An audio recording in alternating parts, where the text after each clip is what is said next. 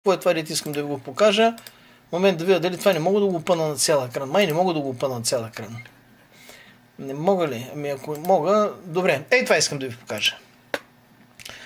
Това е една книга на един млад автор. Ангел Ангелов се казва. Това е поредната му книга. Не е първата. Ще има война и матрицата ще падне. Наръчник за революционери. 156 страници, корицата е мека, първо издание, Ангел Ангелов, светъл, млад мъж от тези млади мъже, които, откровено казвам, все още ми дават някаква неугасваща надежда, че една част от младото поколение, така нареченото от моя гледна точка, аз вече съм в категорията малко на удъртяващите или вече на дъртаците, чичаците, дето имат навика да се изразяват презрително за нас някои други млади хора. Ангел Ангелов никой не се е произнасял по този начин, но чичаците страдаме от тежките подозрения поради многото очевидности, че една значителна част от така нареченото младо поколение няма може да си дигне гащите, няма може да си обърше задника и няма може да си направи една попара или едни яйца да си опържи, камо ли да ги изработи. Значителна част от така нареченото младо население, за съжаление, може да се каже, че не е по тяхна вина, но това по никакъв начин не променя картината. Или не само по тяхна вина, защото всеки над 18 години все пак е редно да си носи някакси и той личната отговорност, да не се оправдава вечно с гравитацията, с политиците, с родителите, с малкия град, с големия град, с малкото село и прочее. Всеки си носи личните отговорности, но такива като Ангел Ангелов, такива като Иван Герасимов, такива като Дахер, такива като Тодор Беленски, такива като маса други, като Тихомир Чергов, като... много ще пропусна. Айде да не почнем да ги изброявам, защото наистина тези, които ги познавам, младите момчета, които ми вдъхват една така...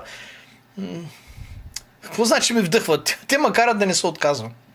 На моменти стигам до задънената улица, омръзва ми да си блъскам главата в гумена стена, която има нарисувана от някои врата и хората зад мене.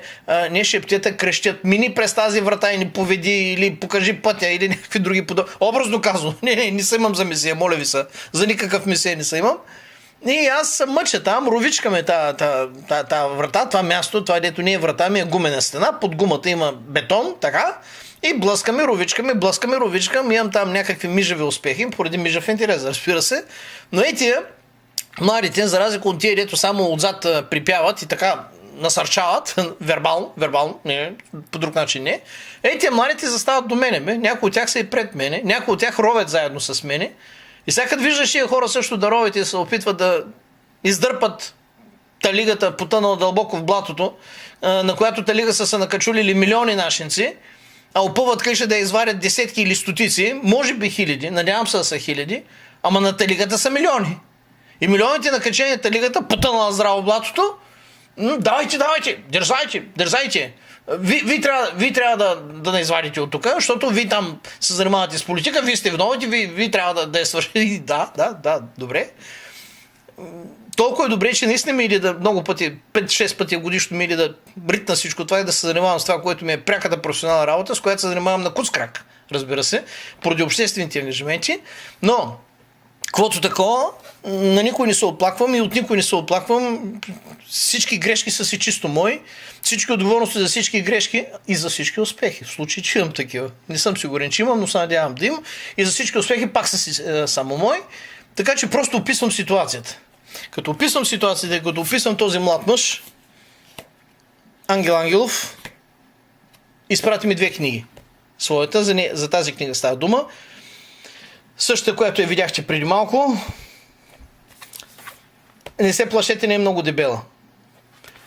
Ето отзад момчето. Виждате наистина младо момче, младо и здраво момче, между другото. Добре се занимава. Като тази книга не е за мене. Тази негова книга ще изпрати на професор Иво Христов. Обещал съм му, ще поема ангажимента. Поел съм го всъщност. Но има и за мен. Ето е. Има и за мен с посвещение от автора, за което съм искрено, дълбоко и много благодарен.